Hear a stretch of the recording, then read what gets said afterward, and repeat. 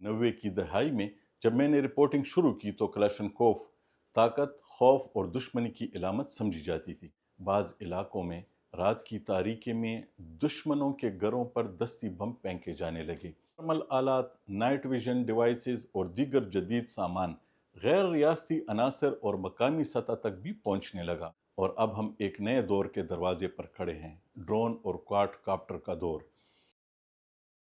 जराइम और दहशतगर्दी के हथियार कैसे बदल गए। अस्सलाम वालेकुम। आज मैं आपसे एक ऐसे रुझान की बात करना चाहता हूं जिसे मैंने तकरीबन 3 दहाइयों की सहाफत के दौरान अपनी आंखों से बदलते देखा है। ये सिर्फ हथियारों की कहानी नहीं, ये जराइम, दुश्मनियों और दहशतगर्दी के बदलते हुए चेहरे की कहानी है। और अगर आप गौर करें तो एक चीज़ हर दौर में मुश्तरक नज़र आएगी। हमला आवर हमेशा अपने लिए ज़्यादा हिफाजत और दुश्मन के लिए ज़्यादा नुकसान तलाश करता रहा है। 90 की दहाई में जब मैंने रिपोर्टिंग शुरू की तो कलाशनकोफ ताकत, खौफ और दुश्मनी की इलामत समझी जाती थी। अगर किसी को निशाना बनाना होता तो हमला आवर को खुद मौके पर जाना पड़ता था। इसके जख्मी होने, पकड़े जाने या मारे जाने का खतरा मौजूद रहता था। फिर एक नई सोच सामने आई। लोगों ने महसूस किया कि दुश्मन को नुकसान पहुंचाने के लिए खुद सामने आने की ज़रूरत नहीं।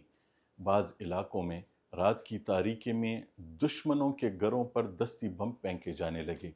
ये एक ऐसा हथियार था जो निस्बतन सस्ता भी था और हमला आवर को फरार होने का मौका भी देता था। मैंने ऐसे मुतअद्दिद वाक़यात की रिपोर्टिंग की जिनमें एक दस्ती बम ने पूरे ख़ानदान को खौफ और अदम तहफ़्फ़ुज़ में मुब्तला कर दिया। इस दौरान एक और तशवीशनाक रुझान भी सामने आया। बाज़ मुकदमात में ये इल्ज़ामात लगे कि कुछ लोगों ने अपने घरों या अमलाक को नुकसान पहुंचाकर मुखालिफिन के खिलाफ मुकदमात दर्ज करवाने की कोशिश की। यानी हथियार सिर्फ हमले के लिए नहीं बल्कि इल्ज़ाम तराशी और दुश्मनी को हवा देने के लिए भी इस्तेमाल होने लगे। फिर दहशतगर्दी का वो दौर आया जिसने पूरे खित्ते को हिलाकर रख दिया, यकीनन खुदकुश हमले। ये एक ऐसा हथियार था जिसने खौफ की तारीफ ही बदल दी। इब्तदाई तौर पर यह रियासत और शिद्दत पसंद ग्रोहों के दरमियान जंग का हिस्सा था, लेकिन वक्त गुजरने के साथ मुख्तलिफ इलाकों में ऐसी इतलाआत और तज्जिए भी सामने आते रहे कि बाज़ अनासिर ज़ाती दुश्मनियों में भी दहशतगर्द नेटवर्क्स और ख़ुदकुश हमला आवरों के इस्तेमाल की कोशिश करते रहे। चाहे इन तमाम इतलाआत की तस्दीक हर केस में मुमकिन ना हो, लेकिन एक हकीकत वाज़ेह थी, तशद्दुद के हथियार आहिस्ता आहिस्ता मैदान जंग से निकल कर माशरे के अंदर दाखिल हो रहे थे। फिर अफ़गानिस्तान की जंग और इसके बाद के हालात आए। अफ़गानिस्तान में बरसों तक जदीद फ़ौजी टेक्नोलॉजी इस्तेमाल होती रही। बाद में मुख्तलिफ ज़राए से ये ख़बरें सामने आईं कि थर्मल आलात, नाइट विजन डिवाइसेस और दीगर जदीद सामान गैर रियासती अनासर और मकामी सतह तक भी पहुंचने लगा। वो टेक्नोलॉजी जो कभी सिर्फ फौजों और खसूसी दस्तों के पास होती थी, अब निस्बतन कम कीमत पर दस्तयाब होने लगी। नतीजा ये निकला कि रात का अंधेरा भी पहली जैसी हिफाजत फराहम ना कर सका। और अब हम एक नए दौर के दरवाजे पर खड़े हैं, ड्रोन और क्वाड काप्टर का दौर।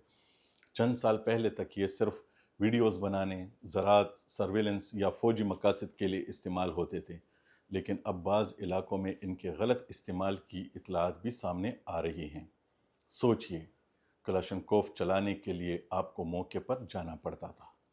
दस्ती बम फेंकने के लिए आपको हदफ के करीब जाना पड़ता था। खुदकुश हमले में हमला आवर खुद ख़त्म हो जाता था, लेकिन एक ड्रोन या क्वाडकाप्टर वो दूर से भेजा जा सकता है। हमला आवर निस्बतन महफूज रह सकता है।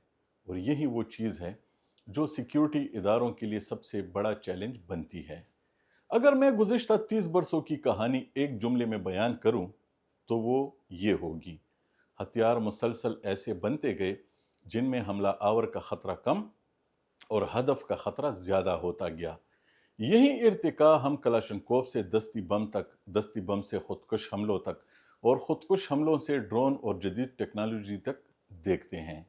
सवाल ये नहीं कि अगला हथियार क्या होगा, असल सवाल ये है कि क्या हमारा माशरा, हमारी कानून नाफिज करने वाली एजेंसियाँ और हमारी रियासत इस बदलती हुई हकीकत के लिए तैयार हैं। क्योंकि जराइम सिर्फ शक्ल बदलते हैं, इनका मकसद नहीं बदलता। اور جب ٹیکنالوجی مجرم کے ہاتھ میں آ جائے تو خطرہ صرف ایک فرد کے لیے نہیں بلکہ پورے معاشرے کے لیے پیدا ہو جاتا ہے۔ آپ کیا سمجھتے ہیں؟ کیا ہم جرائم اور دہشت گردی کے ایک نئے دور میں داخل ہو رہے ہیں؟ اپنی رائے کمنٹس میں ضرور دیجیے۔ اللہ حافظ۔